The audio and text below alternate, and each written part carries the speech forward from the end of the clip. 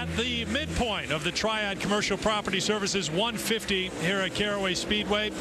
Eric Freed, Jimmy Spencer, Rob Klepper, and our crew.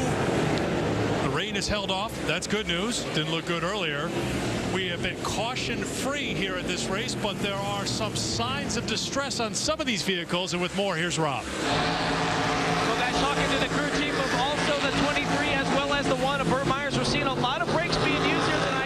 Jimmy Spencer, you don't want to run out of brakes here at Caraway Speedway. They said no cause for concern. If those brakes light up, it just means they're working right now. The 23 and the 1 are still good to go. They still have pedal. They're still charging the front.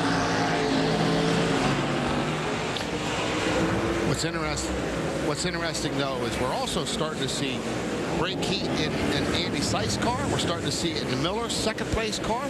So this is something I don't think these guys were prepared to be running some 80 laps under green on this tight cornered racetrack, Eric. Bernhosel is up to 7th position, by the way. Fleming has slipped back to 8th. Lofton is hanging in there. You saw that car smoking a few moments ago. He's hanging in right now in 5th position. And our points leader, James Savali, he told Rob right before the command to start the engines that he wanted to get up to the front as quickly as possible. Well, he slid back a little bit since the start of the race. Yeah, and you know, he's dropped back to 9th. He's 11.5 seconds back. That's over half a lap behind. We're almost 3/4 of a lap. So to me, I don't believe he's saving his tires. I believe his car's not handling quite as well as he would like it to handle. And Andy Seiss is still, you know, keeping it toward pace, running 17-second laps right now and pulling away. Andy Seiss has led every lap here. L.W. Miller took a couple of looks at him, but Seiss had enough to keep Miller, who is right now 5 points out of first place in our points race. But Seiss is 27 points behind L.W. Miller for third. As you take a look at the points leader, Savali, who is in risk of slipping back a little bit. Now we see the 0-2 of Tim Brown pit. Something's funny here because he pitted under green and it looks like he had all of his tires up. So, Rob, could you give us a report on that? Down to Rob. Guys, they do have the back of this car jacked up. It looks like they're making a chassis adjustment. We can see on the front end the brakes are smoking, but a chassis adjustment to try and make this car better. And Brown is out of the hot pit, so he'll get back onto the track. Eric, that's strange because I can't see why you would make a chassis adjustment under green flag conditions. So this car must have been really, really loose for Tim, a very experienced driver. Didn't want to wreck his race car. Decided the best thing to do is come in and make some adjustments. Well, the Rocket was hoping to come into Caraway and have some success in the 0-2. He has yet to find that success. We saw him with some struggles at Bowman Gray, struggled a bit at Bristol as well. The Rocket struggling here tonight. Seiss and Miller continue to battle as they come up on some lap traffic yet again. This is big now. This the 2 car of the Josh Nichols is holding these guys up. Now here he goes to the outside, so he finally got by him. Here is Seiss, Miller, 1-2. Andy Seiss has to know that L.W. Miller has had great success here at this track. And as Jimmy mentioned at the top of the telecast, call him the king. Caraway's always been one of my best tracks that we go to on the tour. We run there, you know, frequently, so which is good for me because it's, you know, enabled me to always have a lot of success because we go to a track that I seem to run real well at. You know, for a long time I was named the king of Caraway. You know, won more races there than anybody else. Well, the king of Caraway is in safe position right now as we finally get our first caution. The number 77 of Gary Putnam had a bit of an issue, and he was stopped on the front stretch. He's up and running again. There you see Putnam, who, well, in his real job in many ways, of course, if you're a racer, that is your real job in your love, but he works full-time as the car chief for Earnhardt Ganassi Racing with Jamie McMurray. We've seen McMurray have some great success on Sprint Cup Series this year. But there you see the damage on the 77 of Putnam, and here we are with 90 laps gone by. We're on lap 91, and we have our first caution, and guys bailing for the pits right now, Jimmy. Yeah, we also saw that zero car of Greg Butcher involved, and he really held that whole mess up. But now we see Savali's car in the pits. This is uncharacteristic because they can't change tires, but evidently they're looking for chassis adjustments.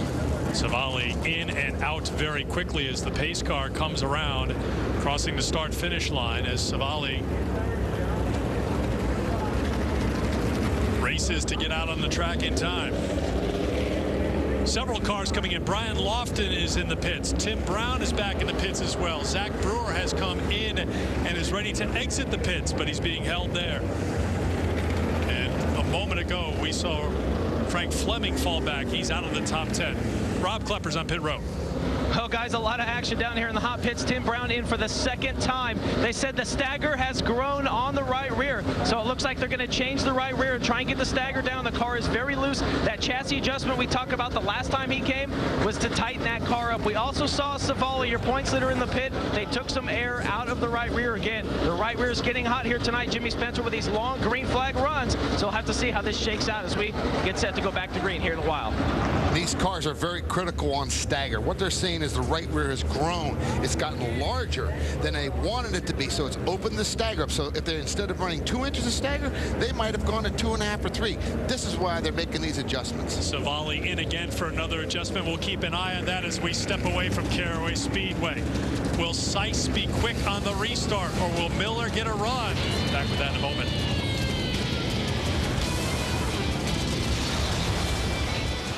Now we see the car of Brumholzer racing Myers for 5th. So Georgie not surrendering yet for late entry to come in here now, passes Myers and moves into the top 5. Well, he may be a late entry, but he's not your usual, oh, I've decided to go race here today guy. He's someone who's had a lot of success here at this track. He won the Fall Classic at the end of last year right here at Caraway. It was a very tight race with John Smith, and that's one of the cars that he's trying to catch right now as Brunholzer moves up to 5th position. What a story this can become as last year's champion, running just the 2nd race this year here on the Southern Tour, has come back and he has moved into the top 5.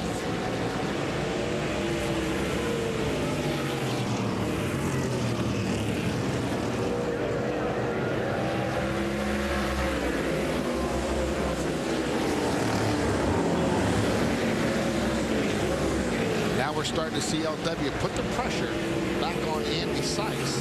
So LW looks like after that long stretch of green and these caution flags might have put his car back into position. He might have got his brakes adjusted right, got the feeling back that he needed, and putting a lot of pressure on Seiss right now.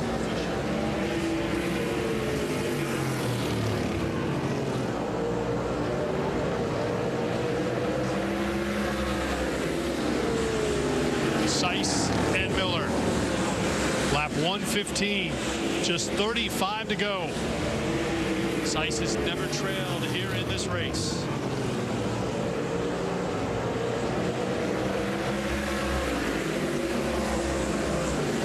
Seiss with his mirror forward. LW just giving him a little warning, saying, here I am, Andy, and don't start slowing the pace down. We saw what LW did at Bowman Gray, and he's starting to do it here now. So looks like LW is this late race guy is coming to life right now, and he's all over the back bumper of Andy Seiss. At Bowman Gray, it was Burt Myers in the lead when Miller made a late bump, a hard bump, to nudge Myers out of the way. And then it was L.W. Miller moving on to the checkered flag, a guy who had had so much success. That was his 11th win in his tour career, but had not been in victory lane. Really, at the end of last year, they decided to end their race season early. They needed to regroup as a team, and that really has paid off here into 2010. There were 3 second-place finishes in a row before Miller took the checkered flag at Bowman Gray. What we're seeing, though, here is the car of Miller's is just getting a little bit loose up off a 2. And he's not got the grip that he needs, and he's actually a little snug off a 4. So 2 different scenarios at each end of the racetrack, and we're starting to see Andy Seiss starting to pull away. As we see the 28 have Brumholzer and Myers getting it on here. These guys are racing for fourth position. Smith getting a win here in July. Myers, number 1.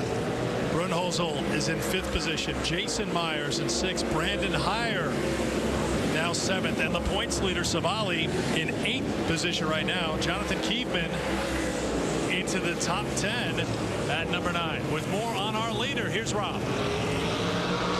Well, guys, you talked about the 36 getting a little bit loose. Andy Sice just told the crew, I'm getting looser and looser by every lap. But this team, of course, has a bit of history.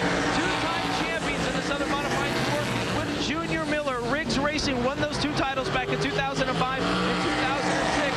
And it was Junior Miller who handpicked Andy Sice to drive this car. After he got out, he said, hey, put this young kid in. He's going to do wonders. And so far tonight, he's getting it done. Back in the spring race, Rob, Andy Sice took the lead on lap number 1. He passed pole sitter Burt Myers on that first lap and went on to lead all 150 laps here at Caraway. He's going for a repeat performance in the 3rd and final race of the Tour season here at Caraway, as Sice has the lead over Miller now with 24 laps to go. We'll take you to the finish here at Caraway Speedway. Can Sice hold on? Does Miller have something left? Find out in a moment.